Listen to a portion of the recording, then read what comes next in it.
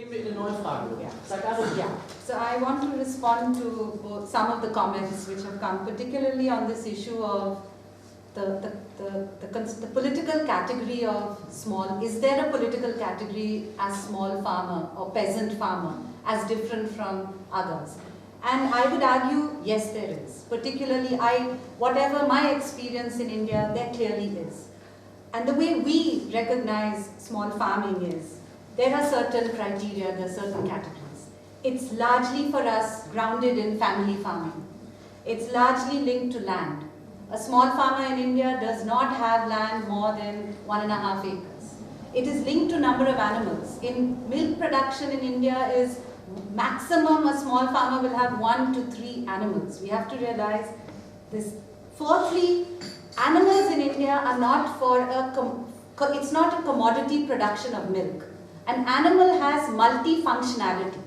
Multifunctionality means it produces manure, it produces work animals, it produces also milk. That means milk is not our primary, milk is one of our components which provides our livelihood. So it is the multifunctionality of animals, where animals is not just a mono commodity. That means it's not just a commodity which you're producing. And it is linked to the aspect that you're not talking about higher and higher and higher production. That means if you have an indigenous breed, our indigenous breeds produce maximum maybe 5 to 6 liters a day. Now, what is happening today is the march of capital, and I totally agree with my friend sitting there that the march of capital and industry, the march of corporations and industry is determined to wipe this out. That means you can only control the milk markets if this lot of small farmers are wiped out. That's why both our governments and the corporations are pushing us to intensify. They want us to intensify. The story I heard in Germany is the same. You are being pushed to intensify. When you intensify, 2 things are happening. Those who have more land, those who have more capital, you start expanding. Your grandfather may have, I heard this in Germany, your grandfather may have started with 10 animals, today you have 100 animals. Your production may have been 7 liters, today it's 30 liters. And this same industrial mechanism of farming is being pushed globally, whether in India, whether in Kenya, whether in Ghana. They are trying to make us leave our breeds, they want us to intensify. If you can intensify, if you expand, you're in the game. Otherwise, you're pushed out, right?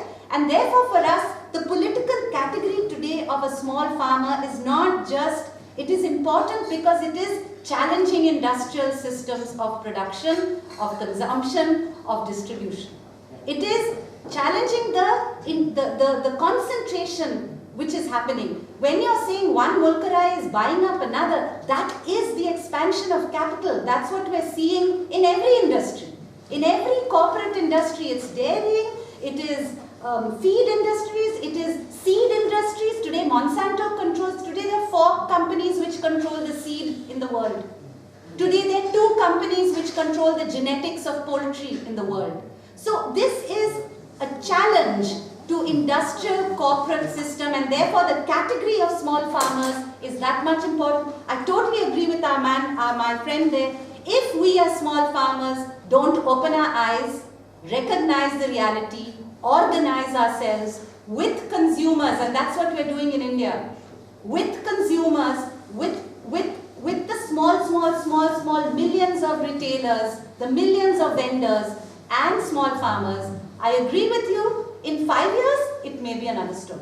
But that's why organizing and resisting is so important. That's why recognizing where the problem is so important. So I disagree with my friend here who says all farmers are fine. No, all farmers are not fine. Because today as a small farmer we're being pushed to becoming an industrial farmer. And once we become an industrial farmer, once we become dependent, I mean I'm shocked. I was shocked when I heard yesterday, your mulkarai here, you farmers are bonded slaves in your mulkarai. Your mulkarais don't even tell you what the price is before you sell your money. I'm shocked. That's bonded slavery in India. In India, that's bonded slavery.